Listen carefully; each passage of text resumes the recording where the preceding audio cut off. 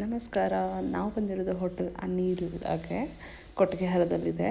ನಾವು ಬಂದು ಇಲ್ಲಿ ನೀರು ದೋಸೆ ಟ್ರೈ ಮಾಡೋಣ ಅಂತ ಬಂದ್ವಿ. ಈ ಊರು ನೀರು ದೋಸೆಗೆ ಫೇಮಸ್ ಅಂತೆ. ಇದು ಹೊರನಾಡು ಹೋಗೋ ದಾರಿಲಿ ಇದೆ. ಹಾಗೆ ಹೊರನಾಡಿಂದ ವಾಪಸ್ ಧರ್ಮಸ್ಥಳ ಹೋಗೋ ರೂಟಲ್ಲೂ ಮಿಡಲ್ ಬರುತ್ತೆ ಈ ಊರು ಕೊಟ್ಟಿಗೆಹಾರ ಅಂತ ಹೇಳ್ಬಿಟ್ಟು. ಬನ್ನಿ ನೋಡೋಣ ಹೇಗೆ ಮಾಡ್ತಿದ್ದಾರೆ ನೀರು ದೋಸೆನ ಅಂತ.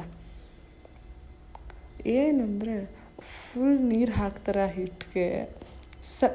ಇಷ್ಟೇ ಸುರಿದ್ಬಿಟ್ರೆ ಮುಗಿದು ಹೋಯಿತು, ನೀರು ದೋಸೆ ರೆಡಿ. ಒಂದೆರಡು ನಿಮಿಷ ಬೇಯಿಸ್ತಾರೆ. ಅದನ್ನು ವಾಪಸ್ ತಿರುಗೂ ಹಾಕಲ್ಲ, ಸುಮ್ಮನೆ ಒಂದೇ ಸೈಡ್ ಅಷ್ಟೇ ಬೇಯಿಸ್ತಾರೆ. ವಾಪಸ್ನ ಹಿಂಗೆ ಮಾಡಿಬಿಟ್ಟು ವೆಜ್ ತಿನ್ನೋರಿಗೆ ಸಾಂಬಾರು ಮತ್ತು ಚಟ್ನಿ ಕೊಡ್ತಾರೆ. ನಾನ್ ವೆಜ್ ತಿನ್ನೋರಿಗೆ ನಾನ್ ವೆಜ್ ಫಿಶ್ ಏನೇನೋ ಕೊಡ್ತಾರಂತೆ. ಬಟ್ ನಾವು ಮಾತ್ರ ತುಂಬ ವೆಜಿಟೇರಿಯನ್ಸ್, ಸೊ ನಾನು ವೆಜ್ ಸಾಂಬಾರು ಮತ್ತು ಚಟ್ನಿ ಜೊತೆ ತಿಂದೆ.